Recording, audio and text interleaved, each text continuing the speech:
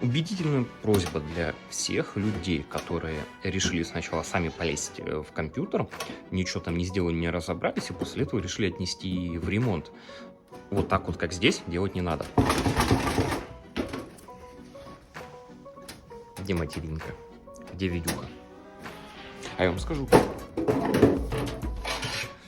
Вот так вот это все выглядит. Здесь. Одна какая-то плата. Вторая какая-то плата. Какой-то бэкплейт. Процессора тут нету, оперативки нету. Но есть здесь. Это хоть хотя бы две одинаковые платы. Что с ними делать? Почему? То есть человек пришел с проблемой, компьютер не включается. Что тут не включается?